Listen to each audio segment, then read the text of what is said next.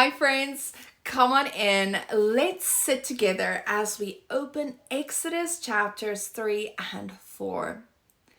We left off with Moses running for his life from Egypt, ending up in Midian as a shepherd. From Prince of Egypt to shepherd in about 2.8 seconds. In the palace, he was being served, and now he is the servant, a foreigner in a new land. His father-in-law is Jethro, a priest of Midian, and his wife is Zipporah. They have a family together, and Moses is out tending the sheep in the wilderness every day. But God was using all of this to prepare him. Moses' whole life to this point was training ground. In Pharaoh's palace, he learned about leadership, how to speak to rulers, how power works.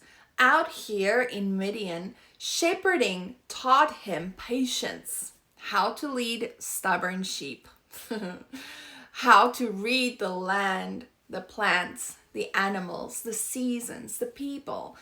God was shaping him quietly for the huge job ahead, leading a whole nation out of slavery. One ordinary day, Moses is leading the flock near Horeb, the mountain of God, when something catches his eye. A bush is on fire, but it's not burning up. In the dry Sinai Peninsula, bushes caught fire all the time, from lightning or intense heat. But they would burn to ashes fast. This one, it kept burning bright and strong without being consumed. And Moses was like, that's suspicious. He thought it was strange. I've got to see this. And as he gets closer, God calls his name from the bush. Moses, Moses. Moses says, here I am. God tells him to take off his sandals because the ground is holy. Moses obeys right away. Removing his shoes was a sign of deep respect and humility, showing he is standing before the Holy One. God is our friend, yes, but he is also our master, the sovereign king over everything. When we come to him in prayer or worship, we should always come with humility and reverence. He is the King of Kings, inviting us into his presence. So let's act like it with sincerity and a bowed heart. God introduces himself. I am the God of your fathers, Abraham, Isaac, and Jacob. Then he says, I have seen how cruelly my people are being treated in Egypt. I have heard their cries. I know their suffering. I have come down to rescue them. He tells Moses, go to Pharaoh and tell him, let my people go. Bring them out of Egypt. Moses starts listing excuses. He's like, who am I to do this? I'm nobody.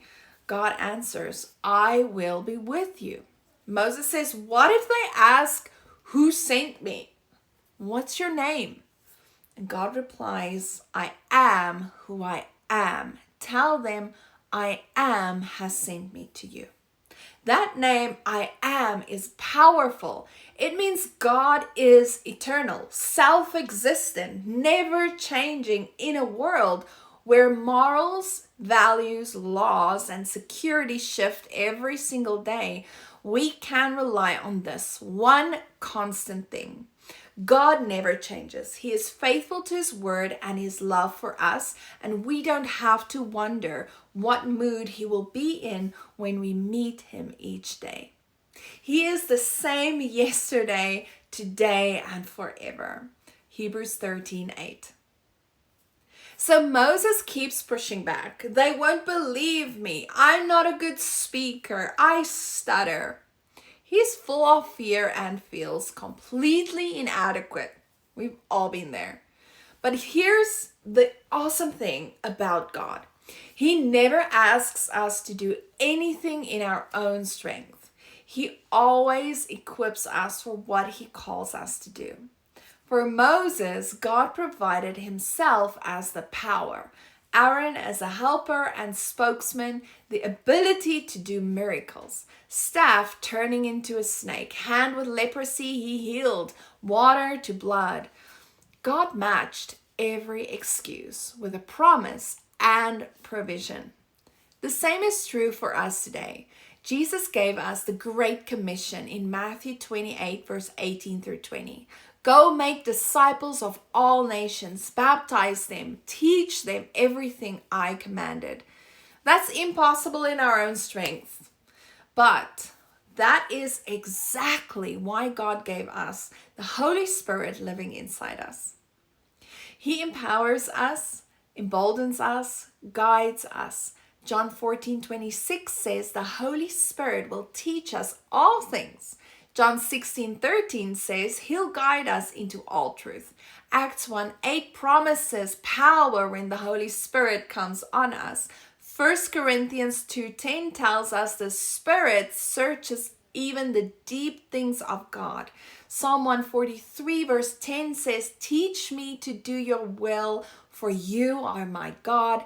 May your good spirit lead me on level ground. Moses was afraid of how the people would receive him.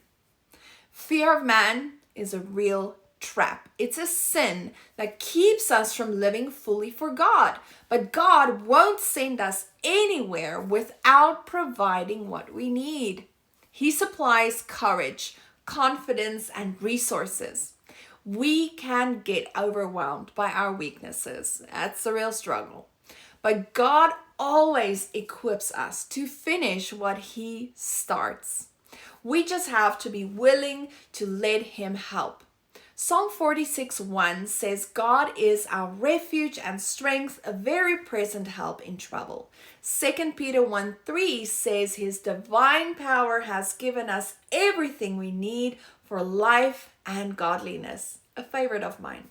Hebrews 13 verse 20 to 21 prays that God equips us with everything good to do his will. And 2 Corinthians 12:9 reminds us his grace is sufficient. His power is made perfect in our weaknesses. Moses finally says yes. He takes his wife and sons, grabs his staff, and heads back to Egypt. God is with him. Friends, if God is calling you to something today, big or small, and you feel inadequate or afraid, remember Moses. God doesn't look for perfect people. He looks for willing ones.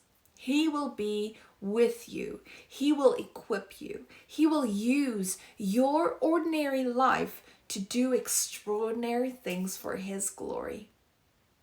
Thank you for joining me on day 2 of Exodus. If this story of the burning bush and God's equipping power encouraged you, please share this video with a friend who might need the same reminder today.